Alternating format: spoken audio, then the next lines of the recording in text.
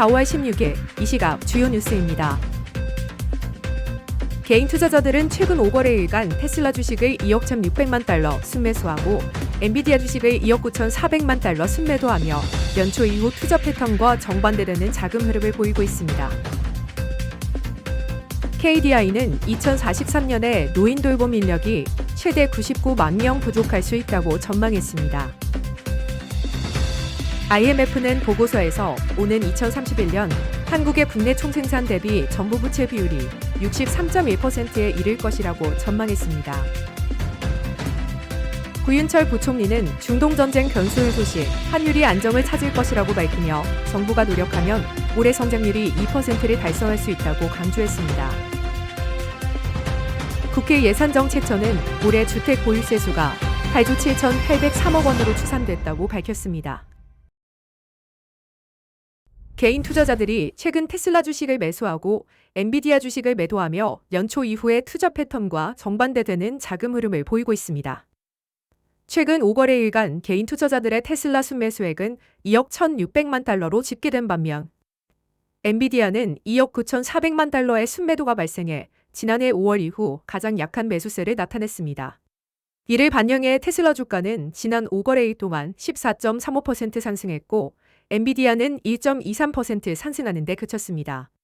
반다리서치는 테슬라에 대해서는 저가 매수 수요가 유입된 것으로 분석했으며 엔비디아 매도는 세금 신고 시즌마다 나타나는 현상으로 투자자들이 세금 납부를 위해 수익을 실현하기 때문이라고 설명했습니다. 한국의 인구 고령화가 심화함에 따라 장기 요양 서비스 수요가 급격히 증가하고 있습니다. 한국개발연구원은 2043년 노인 돌봄 인력 부족이 최대 99만 명에 이를 것으로 전망했습니다. 내국인 인력 확충만으로는 한계가 있어 외국인 인력 확대와 돌봄 로봇 도입이 병행돼야 한다는 제언이 나왔습니다. 특히 돌봄 부담 완화와 업무 효율성 개선을 위해 일자리 질 개선과 교육체계 강화가 중요한 과제로 지적됩니다. 국제통화기금이 한국의 정부 부채 증가 속도에 대해 우려를 표명했습니다.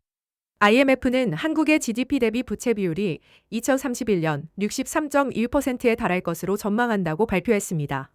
이는 현재 수준에서 상당한 증가폭을 보이는 것으로 IMF는 한국을 벨기에와 함께 부채 비율이 상당폭 증가할 국가로 분류했습니다.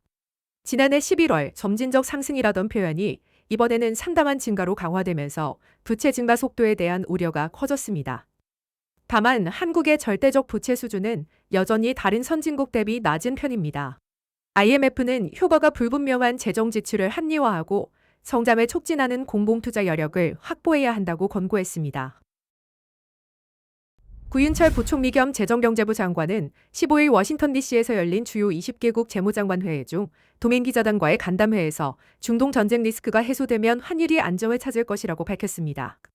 그는 국내 시장 복귀 계좌 13만 4천 개 개설, 세계국제지수 자금 51억 달러 유입, 국민연금 뉴프레임워크 등 주요 환율 정책이 완성됐다고 설명하면서 환율이 펀더멘털과의 괴리에서 정상으로 돌아갈 것이라고 강조했습니다.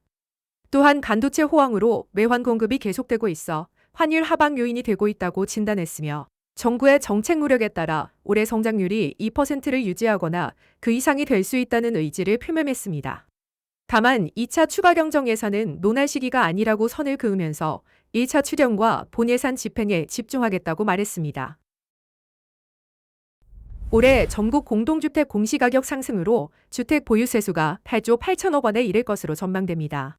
국회 예산정책처가 국민의힘 이종욱 의원실에 제출한 자료에 따르면 보유세 수는 지난해 대비 1조 1천억 원 이상 증가한 수치입니다.